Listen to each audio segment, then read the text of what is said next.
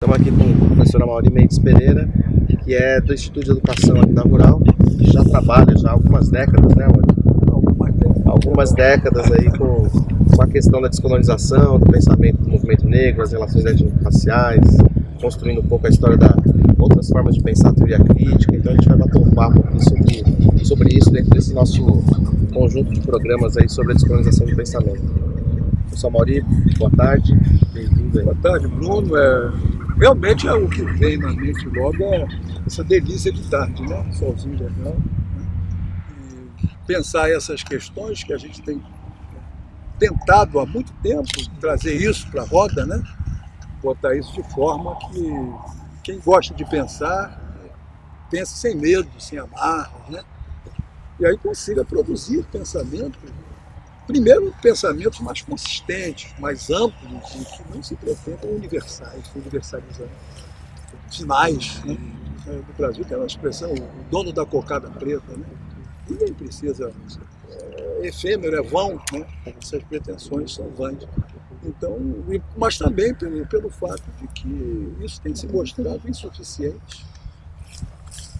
Não dá conta das nossas especificidades, dos nossos processos históricos. Da vastidão desse território, da complexidade, das múltiplas singularidades, né, que é preciso observar para que a gente, de fato, construa um pensamento e ação, porque é preciso ligar a ação. Um dos problemas sérios desse pensamento crítico muito universalizante, universal, é porque é sempre a proposição da ação costuma ser sua, né? Tem a estratégia mais correta, quando na verdade já há ação em torno de nós. Né?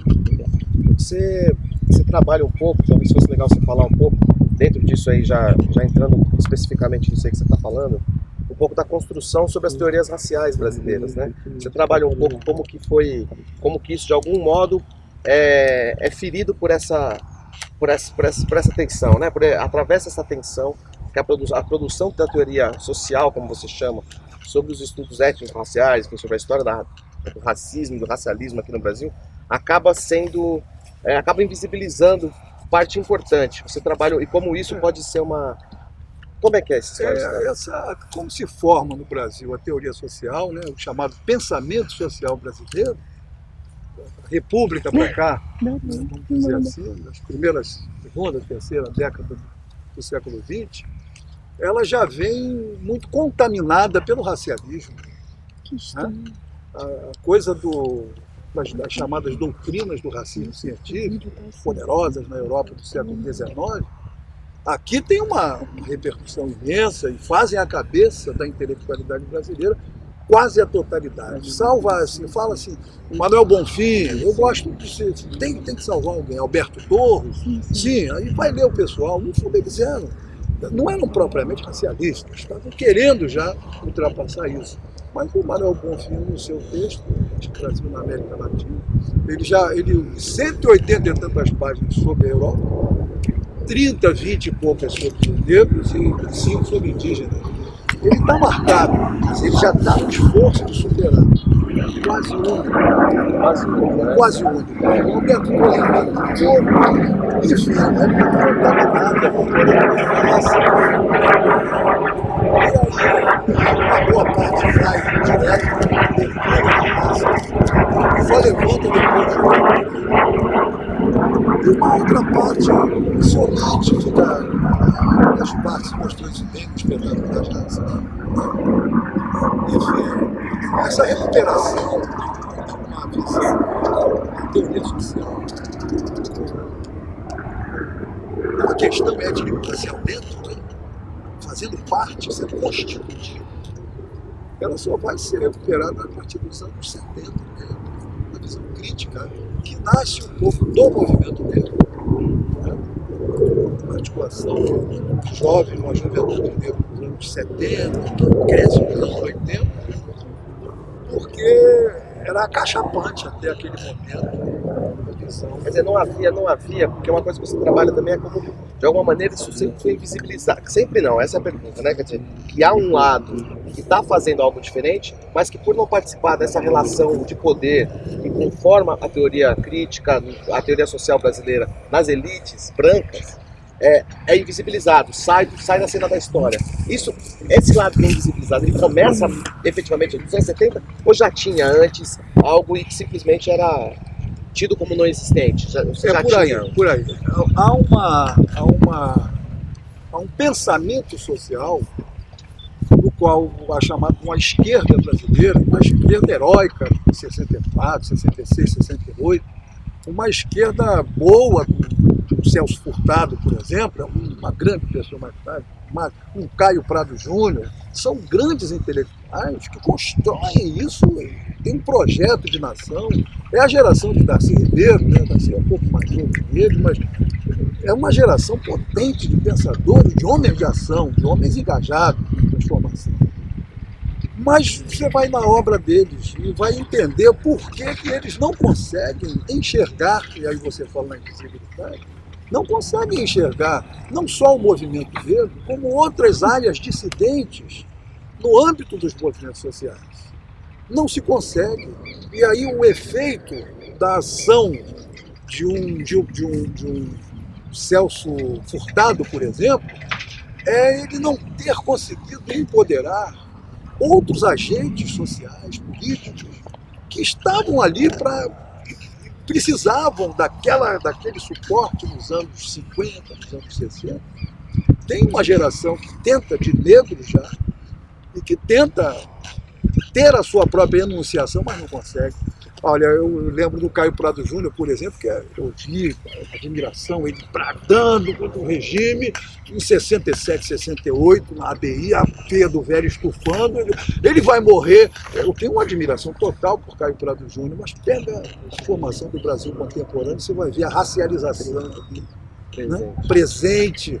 E é isso que ele tenta recuperar. Eu acho que eu tenho conhecida a visão, o Milton Santos, o grande geógrafo, né?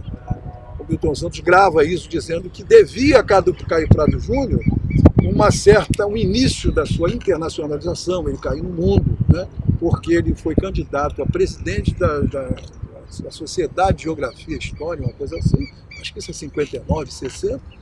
E aí alguém levanta e diz, não, você não pode ser candidato, imagina, porque não tem o perfil. Aí o Caio Prado levanta com sua autoridade e diz, não, ele pode sim, eu voto a favor, porque...